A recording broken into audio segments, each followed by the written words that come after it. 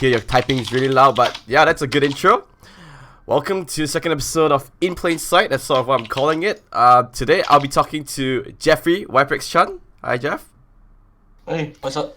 So, this time around, after the first episode, I wanted to talk to someone else, which is the manager of FDG. Actually, can you just talk me through what is your role in Fire Dragon? To be honest, I'm not exactly the manager. I am actually supposed to be at the business side of things. Supposed to handle the teams, but I am actually standing in for so I'm technically managing their Overwatch, not League of Legends, because I'm actually not handling the team anymore. But of course, because I was previously from, I kind of handle in terms of like give advice and everything lah. The actual manager of the team is actually Julian. All right. So I'm theoretically, like in actual words, I'm the general manager of the entire organization. So I focus on contents, I focus on the teams, I focus on the business side, and everything except like I don't have a specific role. Yep. I just had to change because your audio was quite weird just now. Alright, so it should be no problem. Sorry about that. So yeah, so you don't have a specified role, but you are still in FDG. A lot of people have been talking about FDG because it's sort of the second professional team. But I want to talk about that later. I want to talk about FDG as a whole, right? Fire Dragon has been investing a lot in the Malaysian scene. I mean, everyone can see that from the outside. You're investing in CSGO's teams, in Dota teams, as well as in Overwatch recently. So, honestly, can you briefly explain to me what is your structure? What is your organization's structure? Like, which teams are full time, which teams are not, and so on and so forth. We Fire Dragoon actually have like 5 teams.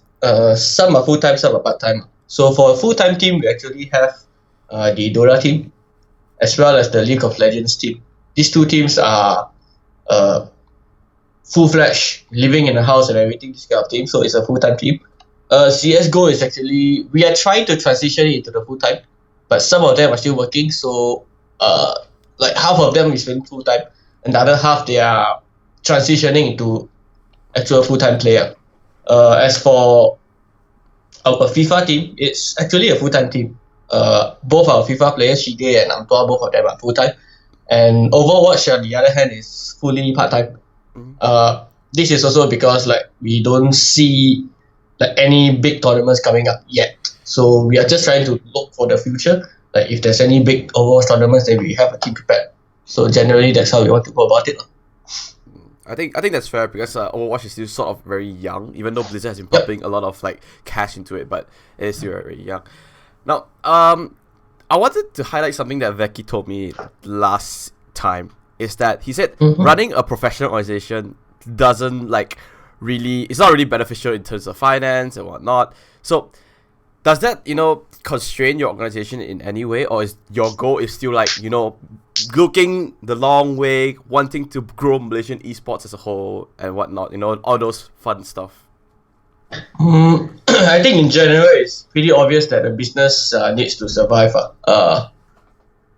To run an esports team is not cheap at all. If you calculate yourself, assuming that every player gets a fresh grad pay, which is like 2.5 right now, getting 5 players can cost you up to 1,000, 12,000.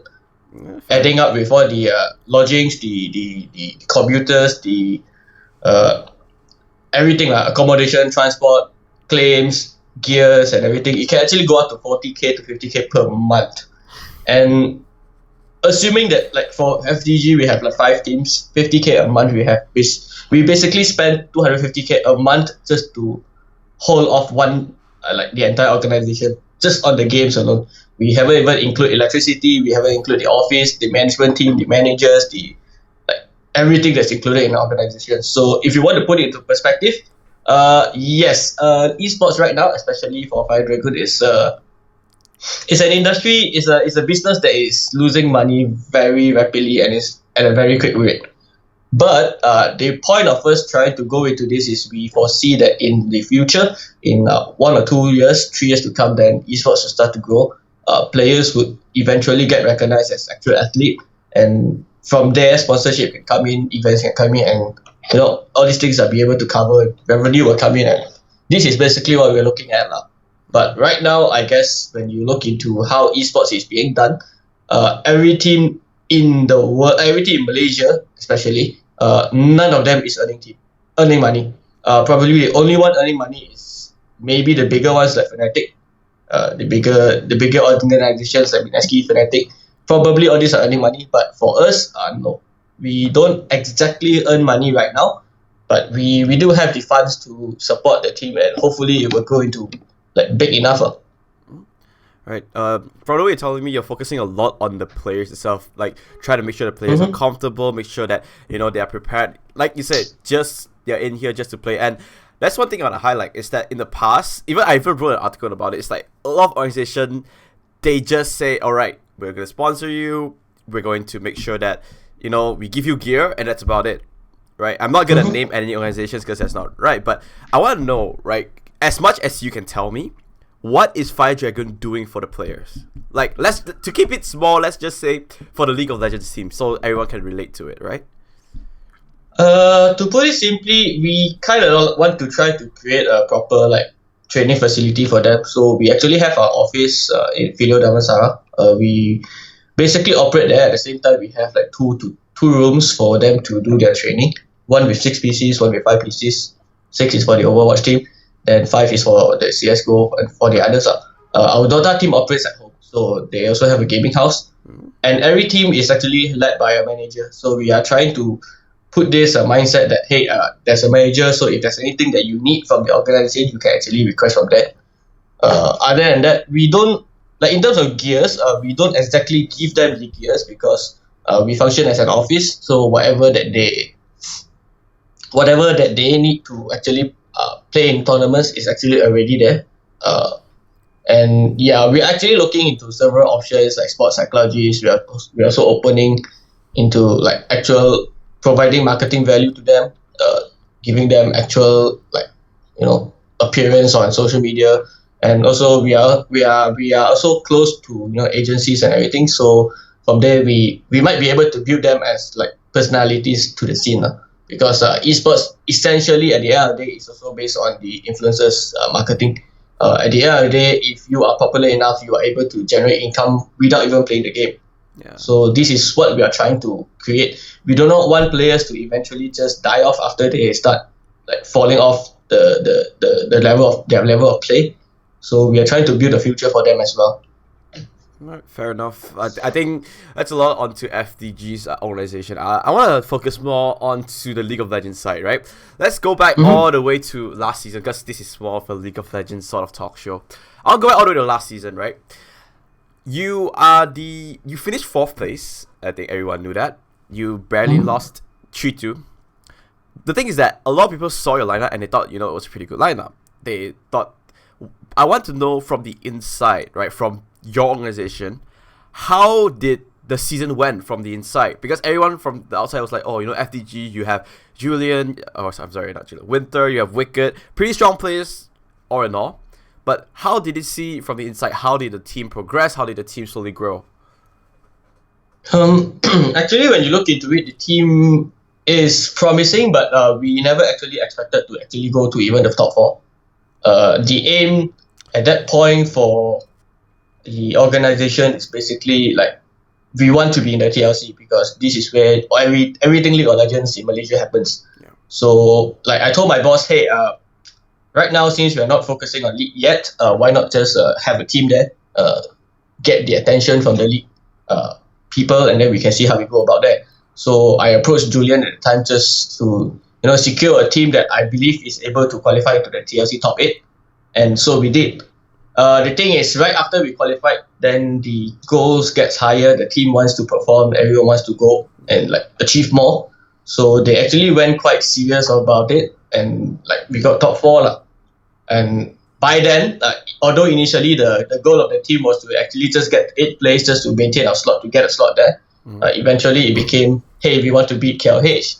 And then they tried so hard, and at the end of the day, we still have a disadvantage when it comes to full-time, part-time coaching and everything. So they lost against KLH in the Semi-finals. Semi-finals. And from there, and then they just like, typical Malaysian ways, like they just gave up and they didn't want to train anymore. We kind of asked them. I actually told them that it's very important for like organizations like us to at least get like third place, because all that matters is first and then second, third.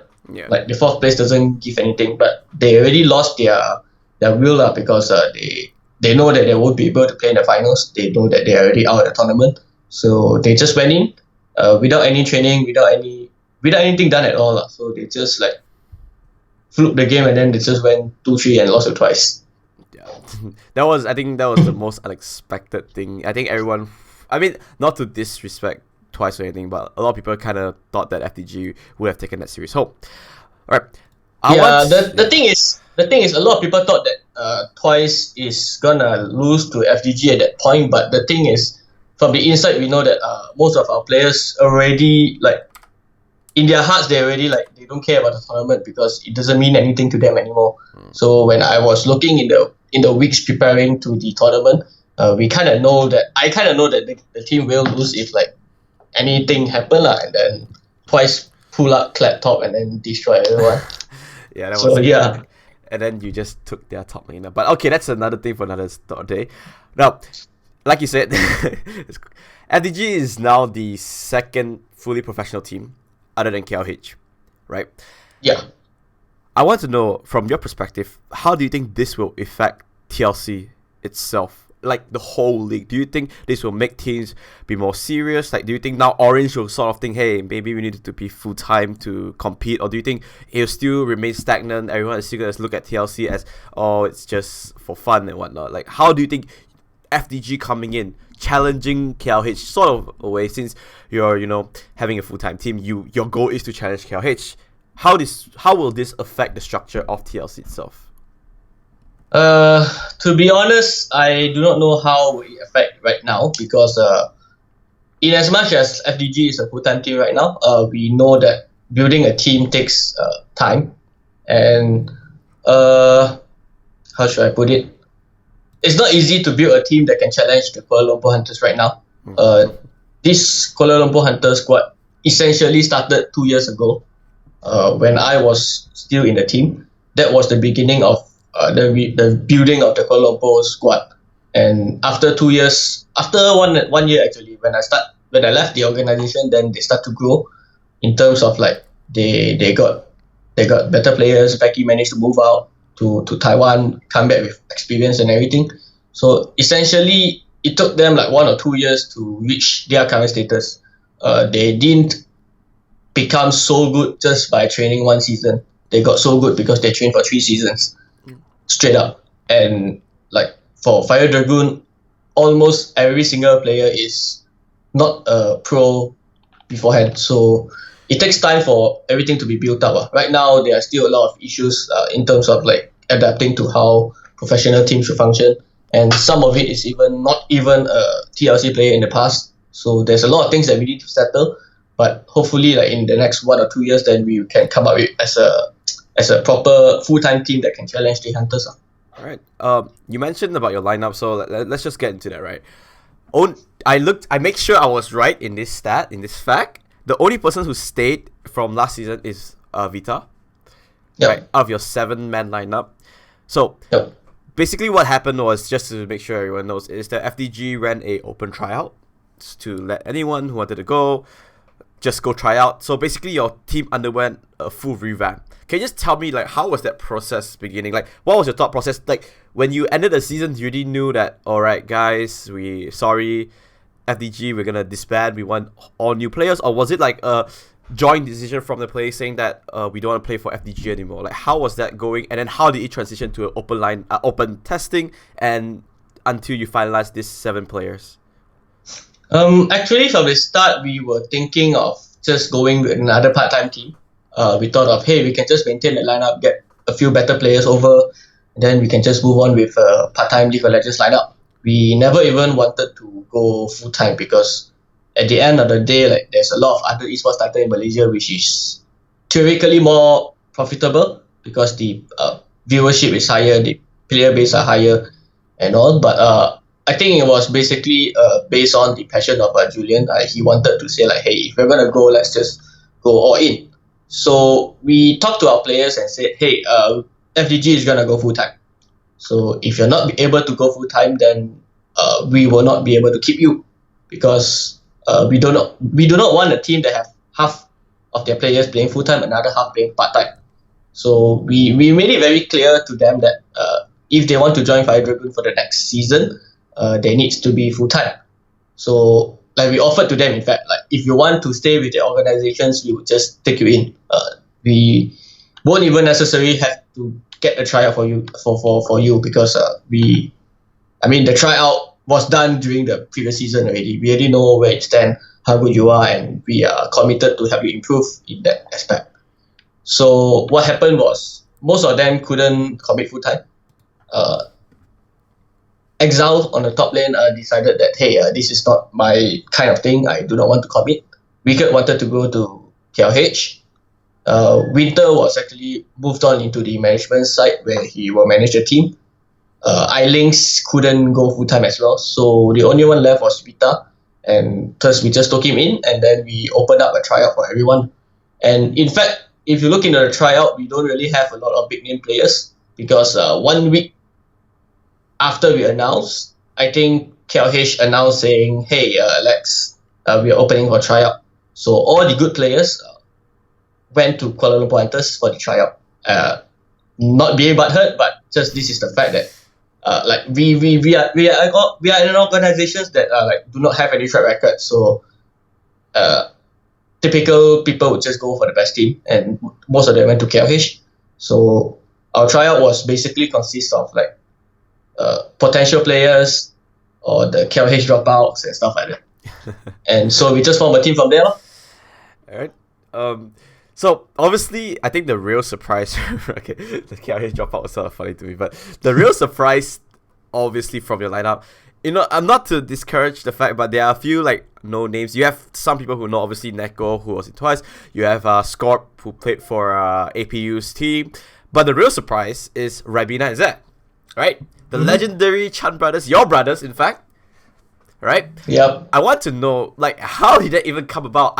Did they go through the tryouts, or were they hey, I'm Ribena, I'm Zer, give me a spot? How was that? How did you actually connect towards these two players? Okay, so it's the same thing. When I wanted to form this part-time team, and I know that my two brothers, Zer and Ribena, is actually graduating, I actually wanted to hey, just form the beginning stage of the team, come in, play part-time, then we can just move on with it. Because my initial thought was to be a part-time team. It wasn't a full-time team. There's literally no reason for us to be a part-time team right now, especially since if you don't get first in Malaysia, your team is basically nothing. And knowing how strong Kuala Lumpur Hunters is, investment doesn't make sense. It doesn't make sense to have this kind of investment. But eventually the team went full-time, so I talked to them a little bit, Winter talked to them a little bit as well, and Zay wanted to join the Kuala Lumpur Hunters, so he went for the tryouts and everything lah. But if you look into the KLH lineup, honestly, they don't need anyone at all. They have every single role available in their hands already. So I kind of know that no one's gonna go through. In fact, I also offered Wicked in terms of hey, maybe you can come join us and everything. But then he also decided, hey, KLH is a bigger name, I want to join KLH. So everything happened like this. So eventually, after the tryout, we went with a 5-man roster. We went with the current 5 without Zen and Ribena. So it was Neko on top lane, jungle Scott, mid JLKC, Vita and Hockey. So this was actually our main 5 roster. But then after that, when we went through the first few days of Scream, everything was okay, but we feel, me and Julian, after discussion, we feel there is a little bit, we don't see the clutch in the team. We don't see the spark of brilliance that can bring the team higher. So we thought of that for some time, and then we realized, hey, Kuala Lumpur Hunter released their final lineup to the players, and then we know that Zen and Ribena is not around, so they kind of asked us, Zen is not around, so they kind of asked us whether it's okay to join or not. So we have another tryout, 1 or 2 scrims again. we tested the players and how things work together, and then okay, we can just bring you in, and then we see what happens. So this was how it went. Actually, it wasn't. It was a planned, like, I wanted them in because I know that it can help the organization grow in some sense, but at the same time, I knew that it wouldn't happen. I never bothered also actually at one point, but then since like they eventually didn't get accepted into KLH, so I just took them in. The funny thing was, like, I still remember this. A few days before you announced your lineup, I asked you, like, hey, where is Zé and Rabina playing? And the only reply you gave me was, in all caps, I don't know. I was like, wow, this is surprising that Jeffrey doesn't know something. And then a few days later, I see that post and I'm like, okay, now I understand why you said that. But, okay, that was just... I just found that pretty funny to myself. It's like, I asked, hey, how is your brothers doing? He said, I have no idea. I have not talked to them. I was like, okay, fine. But okay. Rhetorically, I don't talk to them. Okay, fine. Fair enough. Fair enough. Okay. That's just my personal... It's like, I just found it really funny. Okay. But, so, you said that, KLH is the big name. It's really hard to beat them, right? They have basically the best players in every role right now in Malaysia available. Sort of. As well, Vaki mentioned that your highest, or FDG's highest potential you can reach in Malaysia is only second place. Mm-hmm. I want to know, what do you think about that? And honestly, where do you think FDG should finish in this season? Let's talk about Let's talk about this season and next year, since you talk about in stages as well, right? So let's talk about this season and next year as well. So this season, what do you think FDG should aim for? And next year, where do you think FDG should aim for?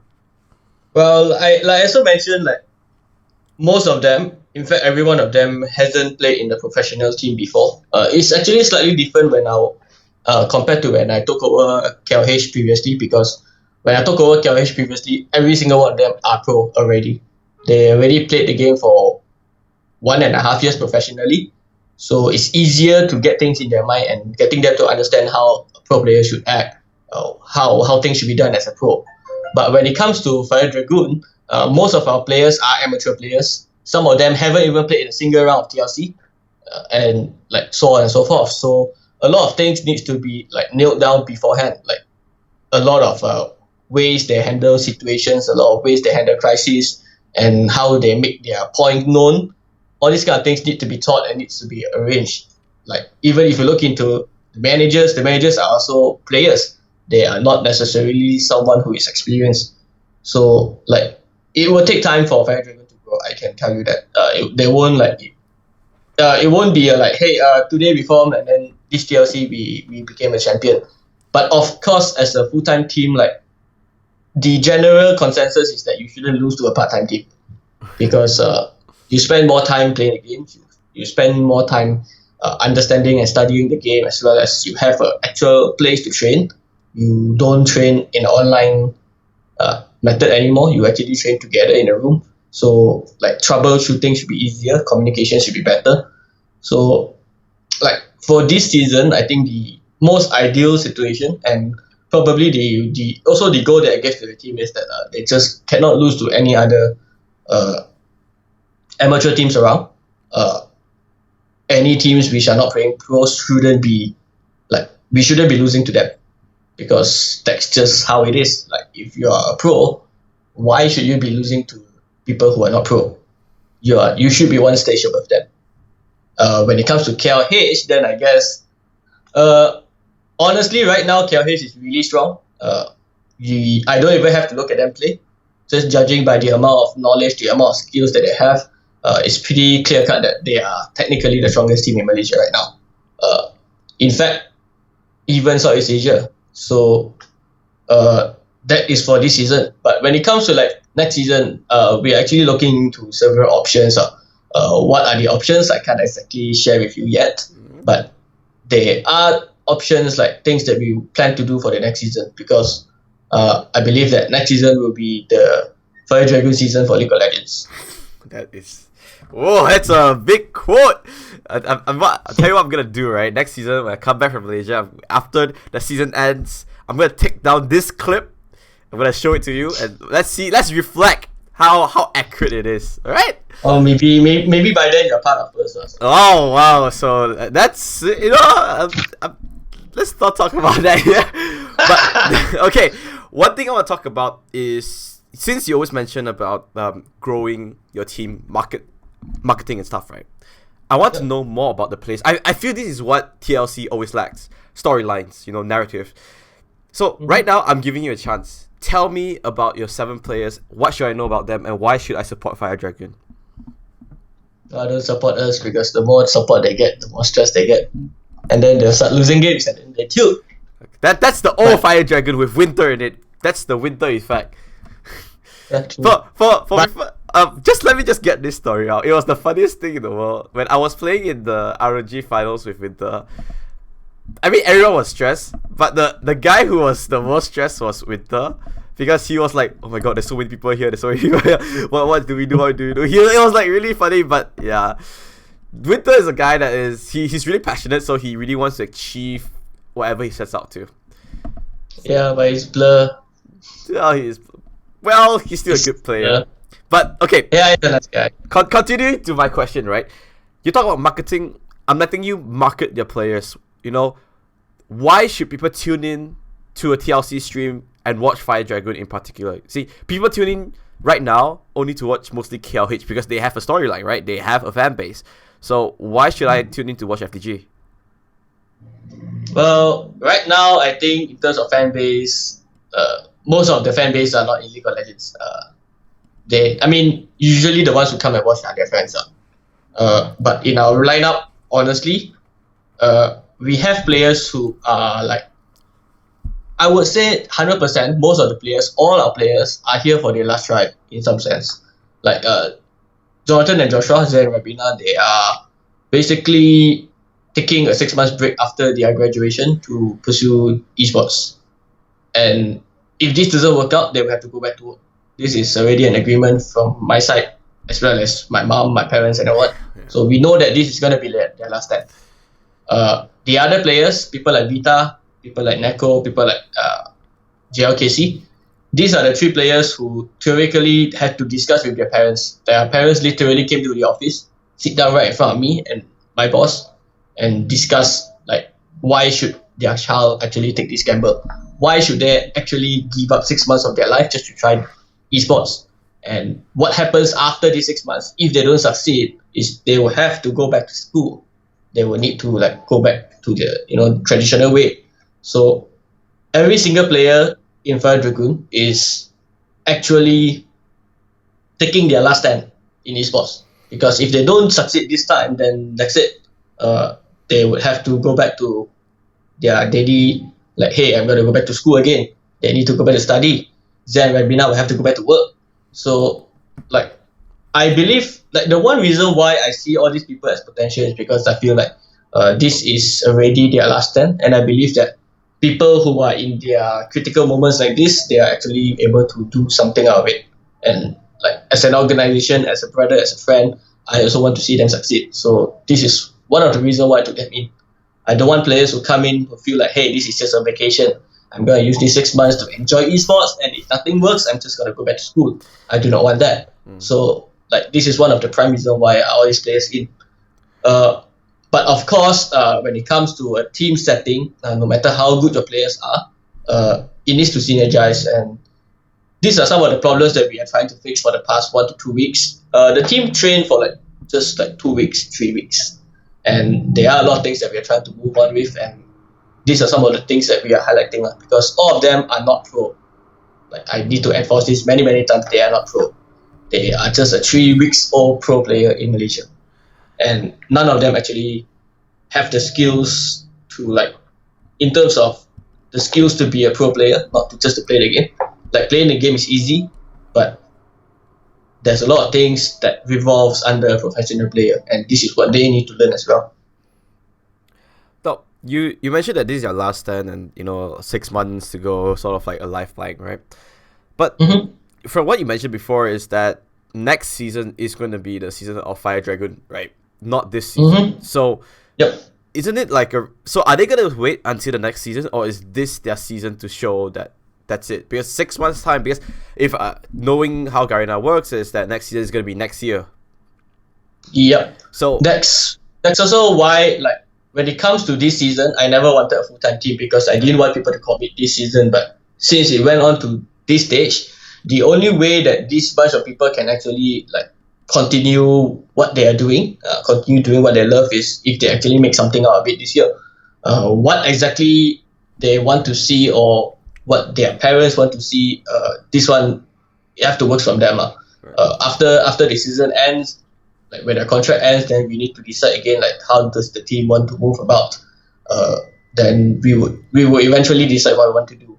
But yeah, this might be the lineup that you see right now, which would never happen again next season, because next season it's a very serious season for Fire Dragon. Not only for League of Legends, it's also for the other teams, the other esports title that we have.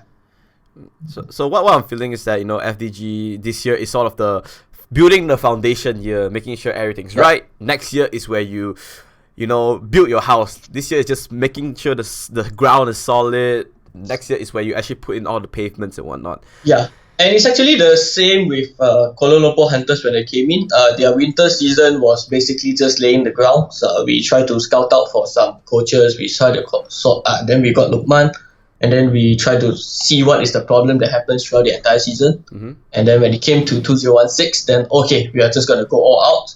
We're gonna do this. We're gonna do that, and then like the team went into a better shape up. So it takes time for the team to grow, and unfortunately, like right now, like this lineup, the amount that they commit, unfortunately, like we have to like push it lor. Of course, if they still manage to like get good results, manage to create miracles, then that's the best part. But realistically, from a management point of view, from a team manager's point of view, this is what we are looking at. Okay.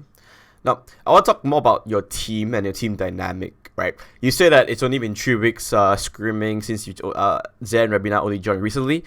How is your team dynamic currently? Who's your shot caller? Who's the one doing drafts? And in general, the most important thing in a team, especially in a pro team, is that everyone likes each other.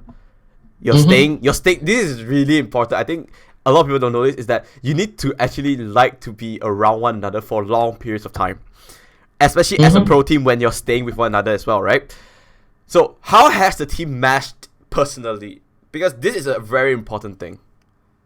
I think on an individual basis, I think all of them are fine. Like they are okay with each other. Like in the real life, like when they meet each other, they actually, they're okay with each other. They're fine. They're friends. The problem that we always have is the synergy in game, because every one of them plays from a different team. Neko was from Twice, Vita was previously from FDG, and a few more other teams. Then Rabina is from Orange and everything. So every team has their own way of playing. Some teams will decide to go more on the team fight way of playing. Some people prefer siege. Some people prefer picking off people and then to push. Some people relies on early advantage and so on. So this is one of the issues that we need to align the team with, and we are actually spending most of our time to do that, because we have a lot of ideas on how we want to play the game, and the team needs to decide on one that they are comfortable with and is able to commit for it. So in terms of shot calling, to be honest, it's a little bit here and there right now, but Zay is pretty much the one handling that at the moment. And then it's still being sorted out right now, which is why I would say it's still a building block for the team. Okay. So after talking to you about all this, I feel like you're telling me, yes, we are aiming for second this season. Is that what you're telling me? Because they need to prove themselves. And KLH is out of reach. As you mentioned, that's too strong. They already had a foundation, blah, blah, blah. Is it honestly second place is where you're looking for? I honestly, as a competitor, if you're playing a tournament, you don't play to lose. So obviously, when it comes to goals and aim, we will always aim for the top. That one is a given. But realistically, from a person who is not in the team right now, from the management's perspective, we don't expect them to instantly become the best team in Malaysia. So from the management side, if you reach second, if the team managed to get second place, pull off fights, take off games against Kuala Lumpur Hunters, make it a 3-2 or something, actually the management team is more than happy. But of course, as a competitor, like I myself is actually very competitive. I do not want to lose. So as a competitor, obviously we want to be the best. We do not want to just be second, like play second fiddle all the time. So of course the aim is to get first. That one is no doubt. Like every single one of the players wants to get first. No one wants to lose in a tournament. In an esports tournament, there's only one winner, and everyone else is a loser. Second place, third place, fourth place, you are all losers. So everyone wants to win, and like this is like the mindset that a professional team should have. We should always aim for first. But of course, when you're not competing, then the mindset changes. And so like I'm playing like two different mindsets in one person, and I'm juggling a lot of different roles in the organization. So if you ask me on a personal level, if I'm looking at the management side, second is fine. But if I'm looking from the competition side, I want first. So yeah, it's understandable, but I'm actually quite interested to see this season's TLC, which I'll dive into next in the topic before we end the show. But one more question I want to ask you is basically about coaches. You mentioned that coaching is very important because it's important to get a third person perspective into games. That's not because sometimes when you're a player you can be a bit biased because you can say that I didn't make a mistake, you did. So how has Fire Dragon combat this issue? Have you hired a coach yet, or are you still looking? Or are you the coach or anything like that? To be honest, this issue has been one of the biggest issue that I have not been able to solve right now. Mainly not because we do not want a coach. Like every single one of the players wants a coach. The management also wants a coach. In fact, my boss is already convinced that a coach is needed. But the issue right now is that there is no coach available in Malaysia that can actually pull off this task. If you even want to look into it, even any other games, there's no coach around. So it's very hard to get one for the team. Okay. Unless we look elsewhere, unless we look into other regions, unless we look into Taiwan, we look into America or some other countries like that. So this has been one of our biggest problems, and we are still trying to work around it. And that's why I said most of our plans are for 2018. So if you get it, yeah, it's actually really here nor there. I feel like FDG. The thing is that I feel like what I understand is that FDG, the player sides, they really want to make this season their season, but your management side sort of feels like this season it's a good season to make sure that you get your name out there, but next season is where it's gonna bloom. It's not like the management do not want to push the players and wants to make them win. The issue is also that everything came too last minute. We couldn't seal a deal before the roster lock happens, and coaches usually wants to have control on the roster. They do not want to just come into a team and, hey, I have all these trash players. Let's make all these players super good. So coaches wouldn't want to do that. They want to have a grasp of their roster and being able to have a budget to make that change and everything. So that is one of the issues. But tentatively, what we did was sometimes we try to hire coaches per session. When KLH released their coach, Crow, a manager actually at the point, we actually tried to get him on board. But there are a lot of issues that happens in between that made it impossible. What we did was we just get him in for some sessions, one day, 2 days, just to help the team. We are committed to actually give the players the best chance to win, but right now in Malaysia it's really very tough to do that. If I were to open a job offer to pay you 3 to 4k, 5k, 10k to get a coach for the team, who is going to apply? I can tell you in Malaysia there's no one who can do the job, and even if that person applies, it doesn't mean that the players will accept what he say. So it's a chicken and egg issue where if there's no coach, then what are we going to pay? And if we can pay, it's if there's a coach, then is the coach good enough to actually handle the team? Because when you coach a team, you can be the worst player in the game, but you need to make your players understand that, hey, you're still smarter than them, you're still above them, and that's not something a lot of people can do. In fact, even in KLH last time, it took time for the team to actually trust in the coach. So it's just this is something we have to look into long term, and in the short term, it's not gonna happen that easily. I'm not saying that it's not gonna happen, but it's not easy to pull it off. Of course, we have analysts. We bring in analysts, some who are like some volunteered, and then at the same time, I also help out with the team at some point because I feel like although I'm not a good coach, I'm not a coach at all, but I kind of know what happens when this happens because everything happened before in KLH. I'm basically looking at everything that happened in KLH, looking at like happening in FDG right now. So I kind of know how to handle certain situations, and hopefully that can help them. Fair enough. Well, I think that's all the questions I have for FDG. I want to talk about the Malaysian scene as a whole. More specifically, a very interesting post that you posted about somebody coming home. Mm-hmm. I want you to talk about Spider-Man Homecoming. Huh? Sorry? Spider-Man Homecoming. Yeah, someone's homecoming, you know. Obviously it's Becky. That's the headline. That's the reason why I even interviewed him before you, is because he came home from Taiwan. And there's no doubt, even he said it, right? Coming home from Taiwan is not the best choice for his esports career. But for his personal career, he said that this is his best choice because he's more comfortable here, he's more friends, and especially with GPL getting a direct seat to Worlds, this is one of the best shots or best times for him to come back. I want you to tell me right now, what do you think as his decision as a whole? Well, like most of what I think was already on the short statement that I released the other day. Yeah. I actually got to know about this Becky coming back much earlier than announced. Just being who I am, news just went into my ears and I got to know. So, like there were rumors here and there, and I asked Becky, and Becky told me most of the story, like what happened and everything, why and everything. But ultimately, like as an outsider, not him, not KLH, not anyone.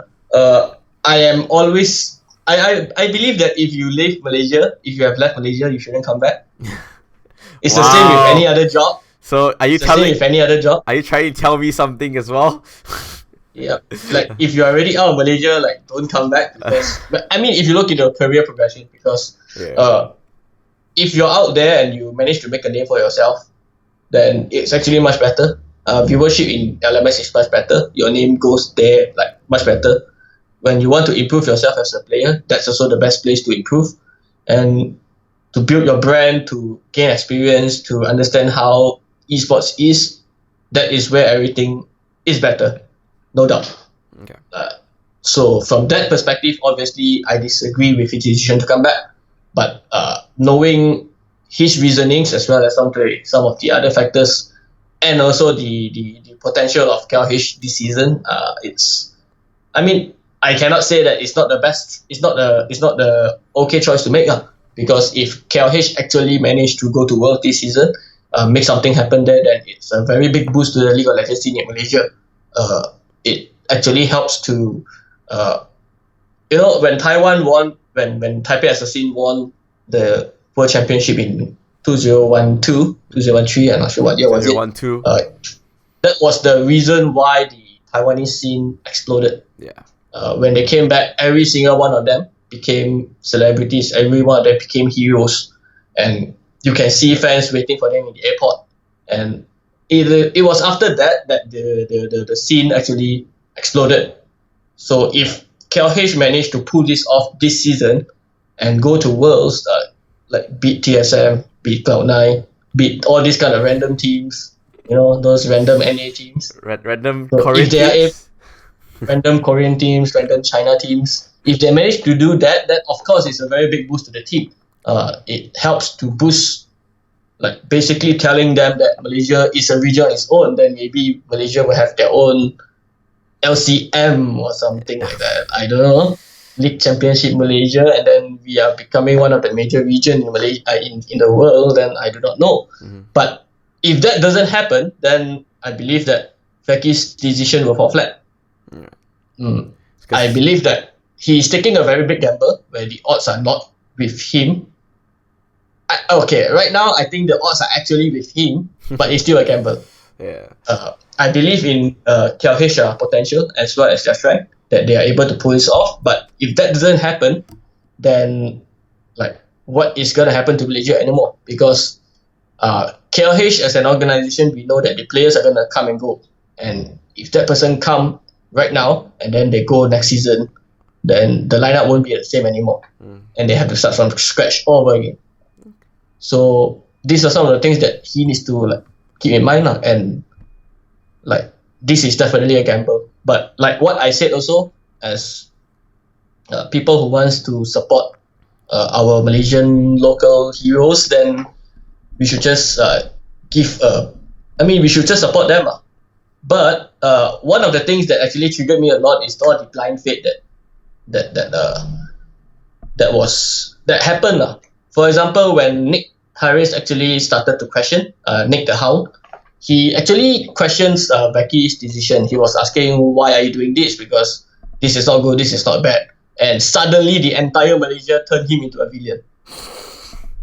It's like, hey, Nick is actually raising a very proper point, and it's a point of concern because these are the risks that Becky is actually taking to come back. It doesn't make the Hound an asshole. It doesn't make him bad because he tried to raise these kind of points, because it's all valid points. So one of the issues that I feel we as Malaysian need to learn is to actually think objectively. Like, don't be so naive, and don't look into things only from one person's perspective. Like at the same, like I said, like there's always a gray line in between. There's always a gray path. In as much as I want to support Becky, this is a risk, and this is no doubt very dangerous for him and his career. But you can also look at it the other way, where if he gets to Worlds, he's gonna get a lot more offers. But like you said, when his decision came back, it could be huge in terms that if it doesn't work out, it might be really hard for him to leave the country again, because it kind of shows that. I'm not trying to say that it's a bad decision, but it shows like other potential teams that he wants to come home. He always has this desire and whatnot, right? In fact, like Jensen also raised this point on my page where he said, like, now how is other players gonna go into LMS anymore? Because when Hong Kong esports actually decide to invest into Becky, after grooming him up into the like rookie of the season, he just left back to Malaysia. So why should any LMS region teams look into Malaysia anymore if these players are like that? And it happened to also a Singapore player, happens to Becky. And if I'm Hong Kong esports, I wouldn't do that anymore. So like these are some of the pros and cons that happens in this decision lah. And I won't say which is right, which is wrong, but this is what it is. So we just have to go about it, and hopefully, like, the only thing that, like what I said, would justify his return is if KLH is really gonna go big this season, and I hope they do, because if we want esports to grow, this needs to happen. Well, I think a lot rides on what happens this season. Especially, the best thing is GAM actually performed really well in MSI. So if they just win GPL, which I don't think it's an impossible task for them, especially watching how they played last GPL, it's gonna be interesting, right? If they win GPL, it's gonna be a huge boost for Malaysia, because like what it means is that Malaysia gets a team at Worlds. No, not play-ins, not wildcards, immediately at Worlds, and that's gonna boost a lot. That's like basically Fnatic getting third place in like at the fourth place during last year's TI. So that could be that ripple. This is Fnatic going into TI. Yeah, no, I think honestly it could be getting fourth place, because that's how competitive league is right now, I feel. But that's just another thing, another day, right? I think that I will stop the interview here, because we've been talking for quite a while, almost 50 minutes. So, Jeffrey, do you have anything, any sponsors, any team, anyone you want to shout out to, or any last words you want to say? Here's your time. I'm not sure if I'm here as Fire Dragoon guy or what, but if it's Fire Dragoon, then shout out to sponsors. Mainly TT Esports. They are basically like Fire Dragoon is here because of TT Esports mainly as a sponsor, and then there are others who came in after that. So I'm a bit lazy. So no, next time. But yeah, and for the Malaysian like esports enthusiasts, I will put it that way. I think it's very important for everyone to play their part. These days, I've seen a lot of because I've been in the industry right now. I see a lot of like fighting. Everyone is trying to get a part of the pie. Everyone wants to like obtain something out of esports, trying to profit from it, and it's actually not that good for the esports industry right in Malaysia.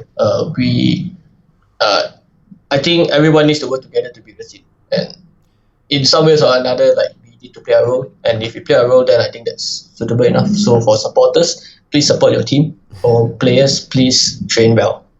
That's about it, lah. All right. With that, thank you for your time, Jeffrey. And it has been the second episode of In Plain Sight with myself, Camel. Till next time, goodbye.